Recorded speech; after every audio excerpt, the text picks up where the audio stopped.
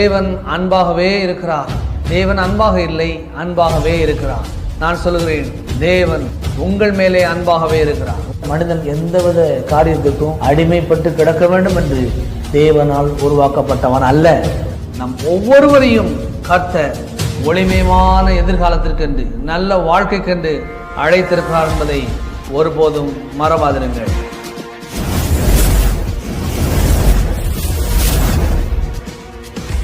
அடுத்து சொல்றார் பாருங்க, 3வது வசனம். நீ பட்டணத்திலும் ஆசீர்வதிக்கப்பட்டிருப்பாய், வெளியிலும் ஆசீர்வதிக்கப்பட்டிருப்பாய். நீ பட்டணத்திலும் ஆசீர்வதிக்கப்பட்டிருப்பாய், வெளியிலும் ஆசீர்வதிக்கப்பட்டிருப்பாய். ஒரு மொழிபெயர்ப்பில் எழுதப்பட்டிருக்குது, உன் வீட்லையும் ஆசீர்வதிக்கப்பட்டிருப்பாய், வெளியிலும் ஆசீர்வதிக்கப்பட்டிருப்பாய். உன் ஊர்லேயும் ஆசீர்வதிக்கப்பட்டிருப்பாய், வெளியூர்லையும். எங்கே போனாலும் இன்னாரா அப்படின்னு சொல்லி தெரிந்து கொள்ளக்கூடிய ரீதியில், அப்பேற்பட்ட ரீதியில் ஆசீர்வதிக்கிற தேவனாக இருக்கிறார். பாருங்க,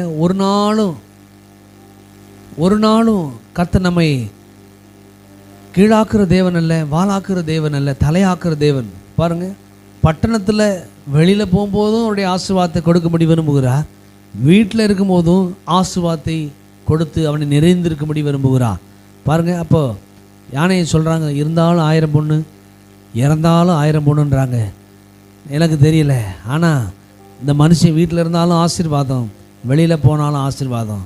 வீட்டில் இருக்கும்போதும் தேவனுடைய பிரசன்னம் நிறைந்தவனாய் இருக்கிறான், வெளியில் இருக்கும்போதும் தேவனுடைய ஆசீர்வாதங்களும் பிரசன்னத்தையும் நிறைந்தவனாய் சுமந்து சென்றவனாய் இருக்கிறான். தேவனுடைய திட்டம் தான் உங்களை குறித்து, என்னை குறித்து.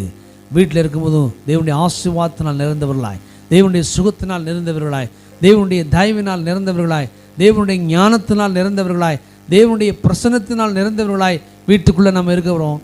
வெளியில் போகும்பொழுது நம்மை பார்க்கிறவர்கள் அப்படிப்பட்ட ரீதியில் நம்மை பார்க்கும்படி தேவன் நம்மை மாற்ற விரும்புகிறார். அடுத்து சொல்லார் பாருங்க, உன் கற்பத்தின் கனியும், உன் நிலத்தின் கனியும், உன் மாடுகளின் பெருக்கமும், நாடுகளின் மந்தைகளுமாகிய உன் மிருக ஜீவன்களின் பலனும் ஆசீர்வதிக்கப்பட்டிருக்கும். பாருங்க, உன் கற்பத்தின் கனி. பிள்ளைகளை குறித்து கர்த்தர் பேசுகிறார் பாருங்க. நாம் ஆசீர்வதிக்கப்படுவது மாத்திரமில்லை, நம்முடைய பிள்ளைகள் ஆசீர்வதிக்கப்படும்படி கர்த்தர் விரும்புகிறார். கற்பத்தின் கனி. அப்போ கற்பத்தின் கனி தேவனுடைய சித்தமாக இருக்கிறது. கற்பத்தின் கனியை கர்த்தர் கொடுக்கிற தேவனாக இருக்கிறார். சொல்கிறார் பாருங்க, கற்பத்தின் கனியையும் உன் நிலத்தின் கனியும் எதையும் ஒன்றாக்குறார் பாருங்க. கற்பத்தின் கனி எவ்வளோ முக்கியம் நினைக்கிறாரோ கர்த்தர், அதே போல் நம்முடைய நிலத்தின் கனியை முக்கியம் நினைக்கிறாரு. அது மாத்திரமல்ல, உன் மாடுகளின் பெருக்கமும், உன் நாடுகளின் மந்தைகளுமாகிய உன் மிருக ஜீவன்களின் பலனும் ஆசீர்வதிக்கப்பட்டிருக்கும். பாருங்க, எல்லா ரீதியிலும் ஆடுகளுடைய பெருக்கம், மாடுகளுடைய பெருக்கம், கற்பத்தின் கனி, எல்லா ரீதியிலும் பெருக்கத்தை நமக்கு கட்டளையிடுகிற தேவன், கொடுக்கிற தேவன். ஆவே கர்த்தர்னா ஏதோ அறகுறையாக ஒரு மனுஷனை ஆசீர்வதிச்சுட்டு போகிறவர் இல்லை, ஒரு முழு மனிதனுக்குரியவராக இருக்கிறார். ஆவிக்குரிய உலக பிரகாரமான குடும்பத்துக்கு அடுத்த, ஊழியத்துக்கு அடுத்த, தொழிலுக்கு அடுத்த, விவசாயத்துக்கு அடுத்த, மிருக ஜீவன்களுக்கு அடுத்த எல்லா ரீதியிலும் ஆசீர்வாதங்களை கொடுக்குற தேவனாக இருக்கிறார். கர்த்தர்னா பாவத்தை மன்னிச்சு தொடச்சி விட்டு பத்திரமா இருப்பான் அந்த பூமியில், நான் வரும்போது ஒன்று திரும்ப கூட்டிக்கிட்டு போகிறேன் அப்படி சொல்கிற தேவன் இல்லை. இந்த பூமியில் தேவனுடைய பிள்ளைகளாய் வாழுகிற நம்ம எப்படியெல்லாம் இருக்க முடியும் என்பதை தேவன் இங்கே எழுதி வைத்திருக்கிறார். பார்த்த வசனங்களாக இருக்கலாம், படித்த வசனங்களாக இருக்கலாம், திரும்ப திரும்ப தியானிக்கிறது நம்முடைய நல்வாழ்வுக்கு அது ஏற்றதாக இருக்கிறது. கர்த்தர் சொல்றார், கற்பத்தின் கனி, நிலத்தின் கனி, உன் மாடுகளின் பெருக்கம். இந்த வருஷமே பெருக்கத்தின் ஆண்டு.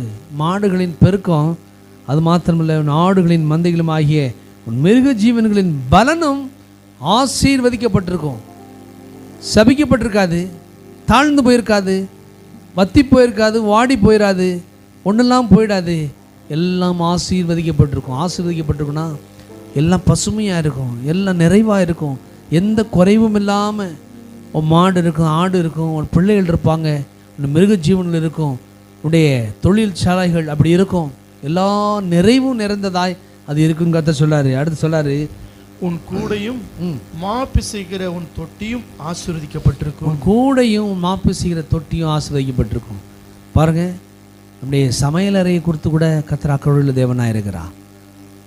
எவ்வளோ நல்ல தேவன் பாருங்க.